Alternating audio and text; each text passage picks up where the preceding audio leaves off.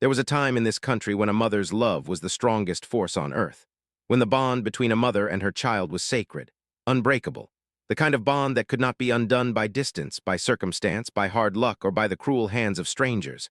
But somewhere along the way, life got messy. Families fell apart. Mothers and children got separated by systems they could not control, by choices they had not made. And some of those mothers, the brave ones, spent the rest of their lives carrying the quiet weight of an empty space that never went away. But what happened on that Monday afternoon on the Family Feud stage would remind every single person in that room, and millions of viewers watching at home, that some bonds cannot be erased, that a mother's love does not have an expiration date. And that sometimes, when a single mother has been quietly mourning the loss of her child for 32 years, the universe has a way of bringing that child right back into her arms. On a stage, in front of cameras, with a host who knows exactly when to step out of the way and let a moment of pure, unfiltered grace happen. Steve Harvey had hosted thousands of Family Feud episodes over the years. He had been a part of all kinds of reunions, brothers and sisters reuniting, husbands and wives finding each other after deployments, old friends meeting again after decades apart. He thought he had seen every kind of family reunion that television could offer. But on this particular Monday, Steve Harvey was about to witness something he had never seen before. A reunion that should not have been possible. A reunion that had taken 3 full decades, an army of strangers, a quiet investigator, a viral DNA test, and one brave young man's refusal to give up. A reunion that would prove a mother and a son who had been told they would never see each other again, that the world had moved on without them, that what was done could not be undone, would all be proved wrong. Steve was going to look that single mother in the eyes. He was going to tell her something he had been holding in his chest for the entire taping. And in the quiet moment that followed, when the doors at the back of the stage opened slowly and a young man walked out, this single mother who had spent 32 years convinced she had lost her son forever, was about to find out that she had not lost him at all. She was just early. He had just been on his way back to her this whole entire time. Before we get into this beautiful story that will absolutely change the way you look at the people you love, please do me one quick favor right now. Hit that like button below, smash that subscribe bell too, because stories like this one are exactly why we are here. Trust me, you're going to want to stay until the very end of this one. This is not a story you will forget, not tomorrow, not next week, not ever. To understand why that single mother had been mourning for 32 years, you first need to understand who she was. Her name was Diane Carter. She was 56 years old. A retired social worker from a small town in Tennessee. A grandmother of 4 through her 2 adult daughters. And a woman who carried in the deepest part of her heart a grief that nobody who looked at her could see. Diane had been raised by good parents in a small Tennessee town. Loving, strict, church-going people. Her father had been a pastor. Her mother had taught Sunday school. They had raised Diane and her younger brother to believe in God, in family, and in doing the right thing no matter how hard it was. But when Diane was 18 years old, the summer after her high school graduation, she had made a mistake, or what her parents had called a mistake. She had fallen in love with a young man from the next town over, a young man named Marcus. Marcus had been sweet. He had been charming. He had been a black man in the rural South in the early 1970s.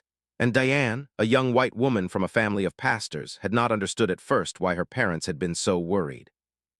Diane and Marcus had dated quietly for a few months. They had thought they had been careful, they had thought nobody knew, but word had gotten back to Diane's father. Her father had forbidden her from seeing Marcus again. Her mother had cried. Her brother had stopped speaking to her. And Diane had done the only thing her young heart had known to do. She had run away. Diane and Marcus had run together to Memphis. They had thought they could make a life there. They had thought they could be free. But Marcus had been killed in a car accident just 3 weeks after they had arrived. A drunk driver, late at night. Diane had been left alone in a strange city, 18 years old, broke and pregnant with Marcus's baby. She had not been able to go home. Her father had told her clearly that if she came back, she would not be welcome. Diane had survived in Memphis the best way she could for the next 8 months. She had worked as a waitress. She had stayed in a small boarding house. She had eaten what she could afford. And she had grown bigger and bigger every week, knowing that the baby inside her was the only piece of Marcus she had left in the world. When the baby came, Diane had given birth in a small charity hospital. A beautiful baby boy, with Marcus's eyes, with Marcus's smile. She had named him David. Diane had held that baby in her arms for 48 hours. She had counted his fingers. She had counted his toes. She had memorized every line of his tiny, perfect face. And then a social worker had come to the hospital. The social worker had told Diane the truth she had been refusing to face. Diane could not raise this baby alone. She had no money. She had no family. She had no home. And in 1973 in the rural South, a young white single mother with a black baby had been a recipe for nothing but suffering, for Diane and especially for the baby. Diane had signed the papers. She had given her son David up for adoption. She had been promised that he would go to a good family, a loving family, a family that could give him a life she could not. And then a nurse had taken her baby away. And Diane had watched her own son disappear through a hospital door. She had not seen him again, not for 32 years. Diane had eventually gone home to her family. Her father had died about a year later. He had never apologized. Her mother had welcomed her back quietly. Diane had gone to college. She had become a social worker. She had spent her whole career trying to help families stay together, trying to make sure that what had happened to her did not happen to other young women. She had married a kind man named Robert. They had been married for 28 years until his death from a heart attack 5 years ago. They had 2 daughters together, Sarah and Emily, who were now grown with kids of their own. Diane had told her daughters about David when they had been teenagers. She had felt that they deserved to know they had a half-brother out there somewhere. The girls had been heartbroken for their mother. They had asked to help her find him. Diane had agreed, but only halfway. She had been afraid that David would hate her for giving him up, afraid that he had been mistreated by his adoptive family, afraid that he had died young and would never know his real mother had loved him every single day for 32 years. She had searched. Every few years she had paid for searches. She had hired a private investigator twice. She had registered on every adoption reunion website she could find. She had submitted DNA tests. Nothing had ever come back. The records had been sealed. The trail had been cold. The years had piled up. And eventually, Diane had made a kind of peace with the fact that maybe she would never know what had happened to her firstborn son, but she had never stopped looking. Not really. Every Christmas. Every birthday. December the 7th. Every year, she had bought him a card. She had written in it. She had put it in a shoebox under her bed. There were 32 cards in that shoebox now. 32 years of cards Diane had never been able to give to her son. When Diane's daughter Sarah had suggested they apply to Family Feud as a family team, Diane had said yes because she loved spending time with her girls. She had flown out to Los Angeles with Sarah, Emily, her son-in-law Mike, and her sister Carol. She had stepped onto that Family Feud stage. She had no idea, absolutely no idea, that a young man named David had spent the last 3 years of his life looking for her, and that he had finally found her. The Carter family came onto the stage warmly. They were a tight-knit group. Diane was clearly the heart of them. Her 2 daughters, Sarah and Emily, flanked her on either side, both of them beautiful women in their 30s who had clearly inherited their mother's quiet kindness. Mike, Sarah's husband, was a friendly-looking guy who laughed easily. Carol, Diane's younger sister, was the loud one, the family joker. Steve came over and shook everybody's hand. When he got to Diane, something in her face caught his attention. There was a softness about her, but also a sadness. The kind of sadness that lives behind a person's eyes even when they are smiling. Steve had seen it 100 times. He recognized grief when he saw it. "Miss Diane," Steve said, "tell me about yourself, sweetheart. What do you do?" "I am retired now, Mr. Harvey. I was a social worker for 35 years. 35 years, Steve said. "That is a hard career, a career of helping people through their worst moments." Diane nodded. "Yes, sir, it was a calling." Steve looked at her for a moment longer than he might have looked at somebody else. He could feel something. He moved on to her daughters. He chatted with Sarah and Emily for a moment. He made jokes with Mike. He got a big laugh out of Carol, who was clearly enjoying herself. The game started. The Carter family was playing well. Sarah was sharp. Emily was funny. Carol was loud. Diane was steady. They were tied with the other family, the Garcia family from New Mexico, after the first round. It was during the second round that something happened. Steve asked a question. "Name something a parent might keep that reminds them of a child they have lost." The Garcia family buzzed in first. They got pictures for 38 points. Then they got baby clothes. Then they got a lock of hair. Diane was last to buzz in. She held the microphone for a moment. The whole studio could see her hesitate. Her face changed. She finally said very quietly, "Birthday cards." The board turned around. Birthday cards was on there. Number 5, 7 points. Diane's family cheered politely, but Steve had seen Diane's face when she had said it. He walked over to her. He looked at her carefully. "Miss Diane," Steve said, "birthday cards, that was a different kind of answer. You picked it for a specific reason, did you?" Diane was looking down at the podium. She nodded slowly. She did not look up. Her daughter Sarah reached over and put her hand on her mother's back. Steve waited. Diane finally looked up. Her eyes were full of tears that she was holding back with everything she had. "Yes, Mr. Harvey," she said softly. I gave a son up for adoption 32 years ago. I was 18 years old. I had no choice. He was the only baby I had ever had at that point. His name was David, or it was when I named him. I do not know what they named him after I gave him up." The audience went silent. Steve's face changed. His whole posture changed. He stepped closer to her. Diane continued, her voice trembling but steady.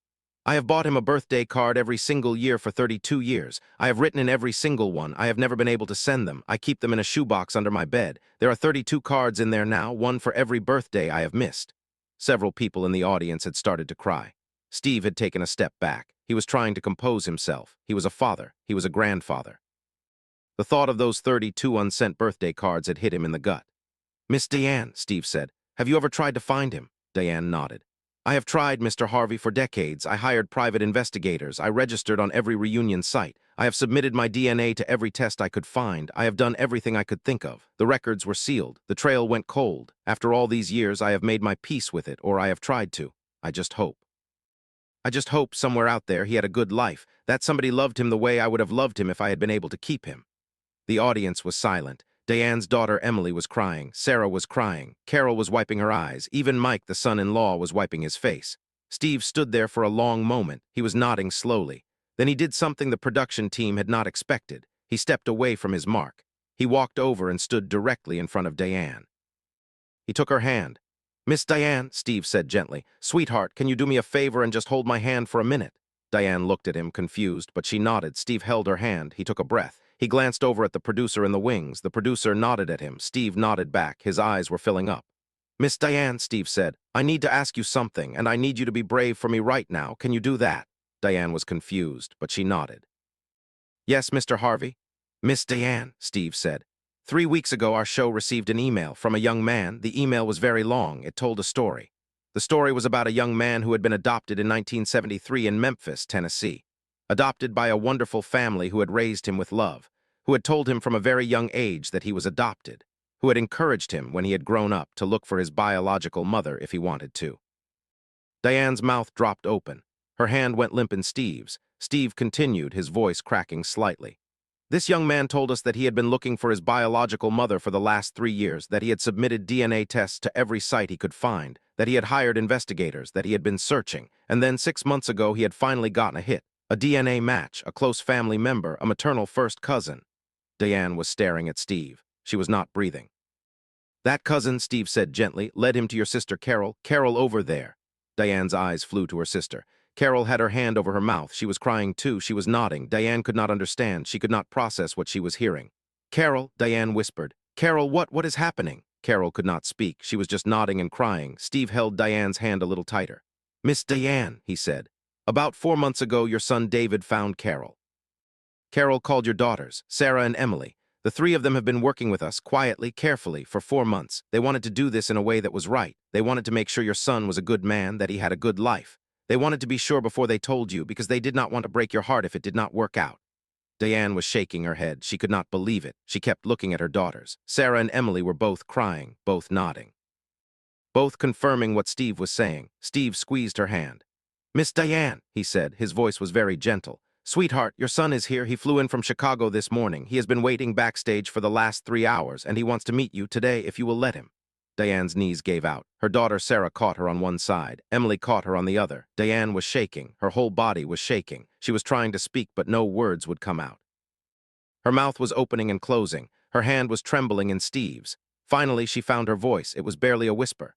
"David," she whispered. "My David, he is here." Steve nodded. He had tears running down his own face now. He was nodding and trying to smile. "He is here, Miss Diane. He is right here. Whenever you are ready, sweetheart." Diane closed her eyes. She took a long, slow breath. The kind of breath you take when you have spent 32 years preparing for a moment you never thought would come. She opened her eyes. She straightened her shoulders. She nodded. "I am ready, Mr. Harvey." Steve nodded back. He stepped to the side. He gestured toward the back of the stage. The doors at the back of the stage opened slowly. The audience went completely silent. 200 people held their breath as one. A man stepped through the doors, a young man, 32 years old, tall, strong, handsome. He had Marcus's eyes. He had Marcus's smile. He had Diane's chin. He had Diane's hands. He was wearing a simple dark suit. He was holding something in his hand, a small bouquet of white flowers, and he was crying. Tears were pouring down his face. He had not even taken 3 steps onto the stage, and he was already crying. Diane saw him, and she fell. She fell to her knees right there on the stage. Her hand flew up to cover her mouth. The sound that came out of her was a sound that nobody had ever heard her make before, not in 56 years of life. It was the sound of a mother who had just been given back the child she thought she had lost forever. David started walking toward her, slow at first, then faster.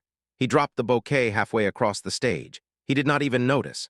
By the time he reached his mother, he was running. He fell to his knees in front of her, and the two of them, mother and son, separated for 32 years and 3 months and 4 days, finally fell into each other's arms.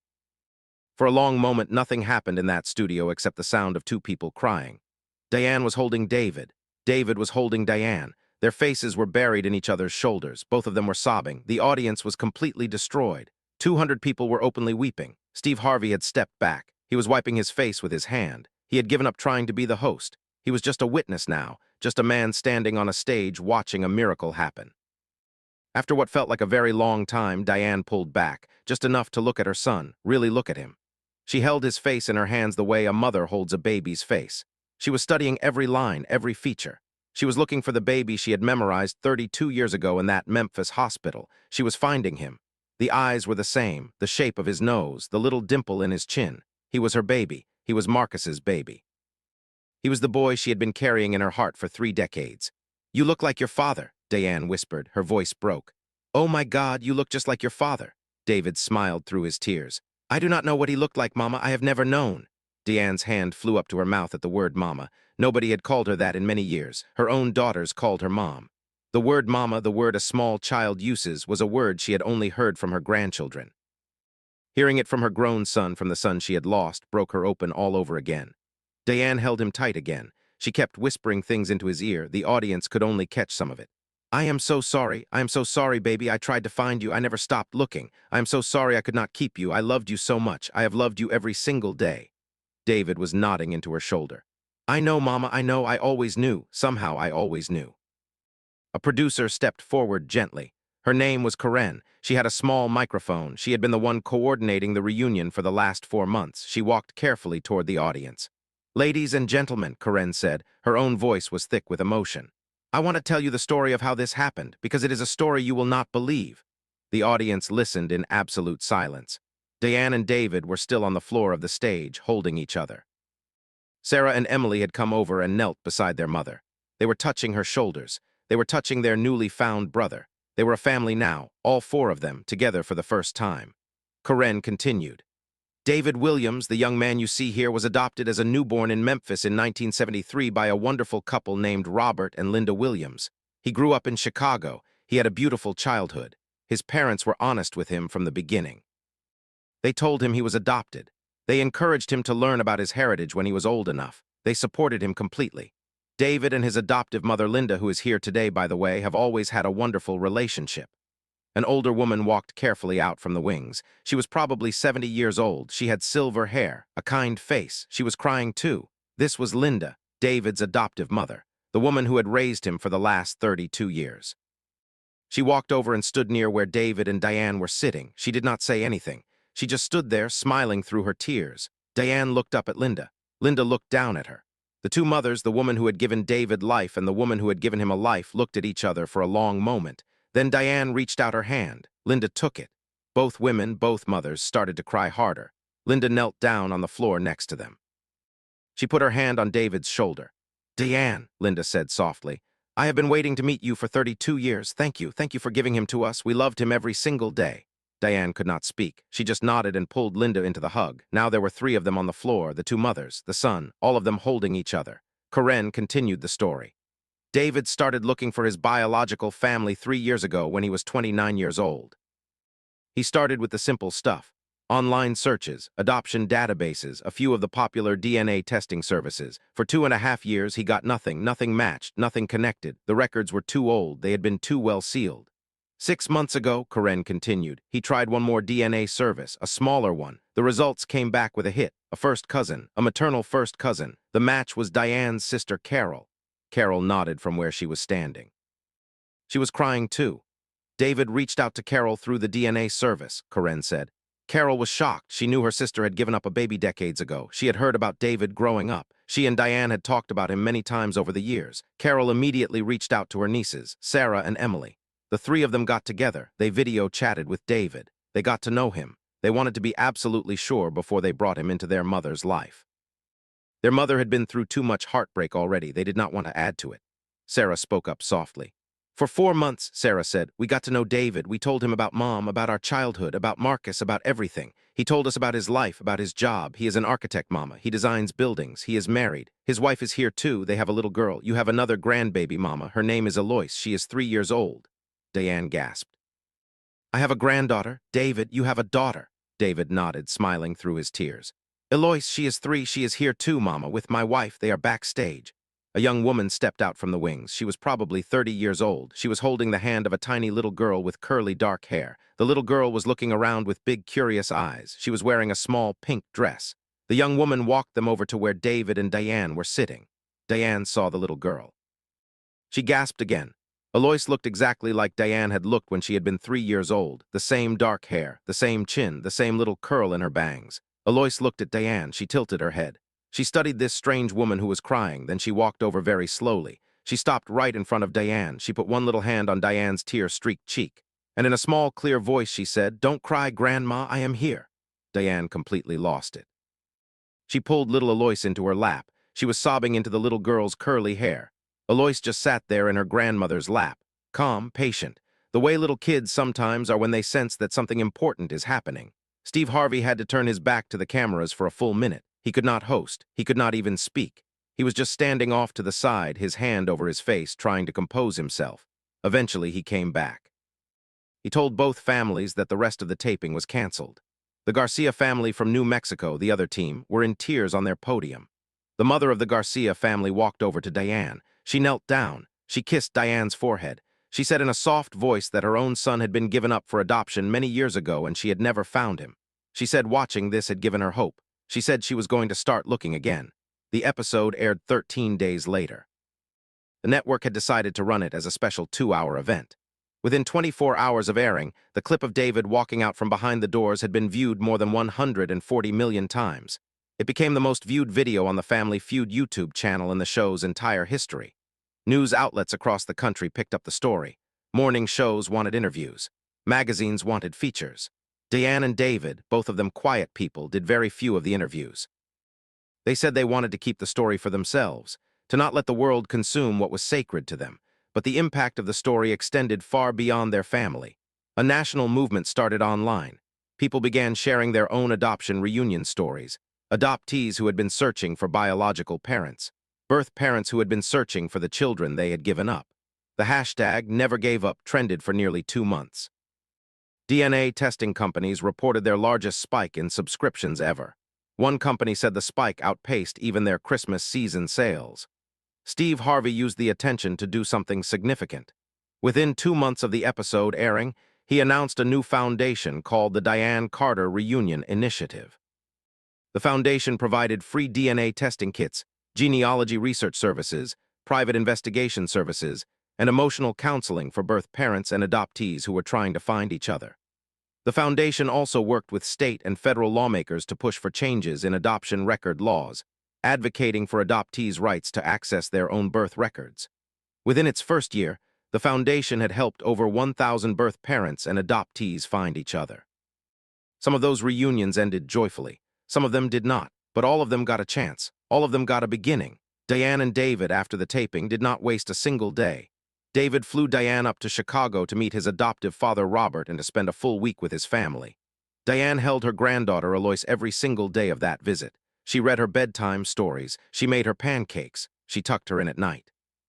She made up for 32 years of grandmothering in 7 days. David's wife, a kind woman named Jennifer, treated Diane like she had always been part of the family. Linda, David's adoptive mother, made the entire week feel like one long, warm family gathering. Diane went home to Tennessee with a heart full of something she had not felt in 3 decades. Wholeness. She finally felt whole again. The empty space that had been carved out of her heart at 18 years old had finally, after all this time, been filled. She and David called each other every single day. Long phone calls, sometimes for hours. They were trying to make up for 32 years of small talk. They told each other everything, about their lives, about their childhoods, about their dreams, about their fears. They became, in a remarkably short amount of time, what a mother and a son are supposed to be. On Diane's first birthday after the reunion, David flew Diane out to Chicago. He and his wife threw her a small birthday party in their home, just family. Linda was there. Sarah and Emily and their families had flown up. Alois had decorated the kitchen with a paper banner she had made herself. After dinner, after cake, David handed Diane a small wrapped gift. He told her to open it. Inside was a leather album, a photo album. David had spent the last 6 months putting it together. It had pictures from his entire life. Baby pictures, school pictures, his high school graduation, his college graduation, his wedding, the day Alois was born, every milestone, every important moment. Every photo had a caption. David had handwritten each one. The captions told the story of his life, the story of the boy his mother had not been able to watch grow up, the story she had been missing for 32 years. Diane sat on the couch and went through that album page by page. She cried through the whole thing. Linda sat next to her and explained the stories behind some of the pictures. Diane finally got to know the boy she had given up, the man he had become, the husband and father he was now. By the time she got to the last page of the album, she had memorized every face, every milestone, every chapter of his life. She had finally, in some small way, got to be present for it all. On the last page of the album was just one photograph. Picture taken on the Family Feud stage. The moment Diane and David had embraced for the first time in 32 years. Below the photograph, David had written one line. "For the mother who never gave up, the mother who waited, the mother who loved me before I even knew I needed to be loved." Diane keeps that album on the coffee table in her living room. Every visitor to her home is shown the album. Diane tells the story to anybody who will listen. She says it is the most precious thing she owns. David eventually moved his architecture firm's main office down to Memphis to be closer to his mother. He visits Diane every 2 weeks. They have Sunday dinner together at her house in Tennessee. Alois calls Diane Grandma D and crawls into her lap whenever she is over. The two families, the Carters and the Williams, have completely merged. Holidays are big and loud and full now. Christmas dinner has 30 people at the table. Diane sits at the head, surrounded by her 2 daughters, her son, her sister Carol, her son-in-law, her daughter-in-law, her grandchildren, and Linda. 2 mothers sharing one son who had been brought back together by the most unlikely of circumstances. The shoebox of birthday cards, the 32 cards Diane had written over the years. Diane finally took them out from under her bed. She gave them all to David. He keeps them in his office. He reads one every year on his birthday. He says it is like getting a letter from his mother from a different decade every year. He says it is the closest thing to time travel he will ever experience. Diane lives for many more years after the reunion. She is fully present in David's life now. She watches Alois grow up. She is there when Alois starts kindergarten, when Alois gets her first lost tooth, when Alois loses her training wheels. Diane was there for every milestone she had missed with David. She made sure she did not miss a single one of Alois's. Steve Harvey kept a photograph in his office from that day, a picture of Diane holding little Alois on her lap, both of them in the middle of the stage, David and Linda kneeling beside them. Steve has said many times that it is one of the most important photographs he owns. He says he keeps it to remind himself why he does the work he does. He says that some moments are so much bigger than television. Some moments are why television was invented in the first place. Diane often says something when people ask her about her story. She always says it the same way. She says, "I gave my son away because I thought I was saving him. It turns out God had a longer plan. He was going to give him back to me. I just had to wait for the right time. And I am here to tell you, no matter how long you have been waiting for something, no matter how impossible it feels, do not give up." Sometimes the people we have lost find their way back to us. Sometimes the prayers we said 32 years ago get answered on a Monday afternoon, in the most unlikely of places, with the most unlikely of help. God's timing is not our timing, but it is always perfect. That is the legacy, that is the story. A young mother who gave up everything in 1973. A son who never stopped wondering. A DNA test. A sister who became a bridge. 2 daughters who quietly built a path home. An adoptive mother who had loved a boy for 32 years and was generous enough to share him. And a television show that was wise enough to step out of the way and let a miracle happen. If this story moved you the way it moved me, please do me a favor right now. Hit that like button. Subscribe to this channel if you have not already. And share this video with somebody who needs to hear this message. And then if you have somebody in your own life that you have been searching for, somebody you lost touch with, somebody who is missing from your life, do not give up, keep looking, keep praying, keep hoping, because somewhere out there that person might be looking for you too. And one day, on a day you do not expect, the door at the back of your life might just open. And the person you thought you had lost forever might walk right through it. Thank you for watching. And remember, love is patient, love is kind. And love, real love, never ever gives up. Never.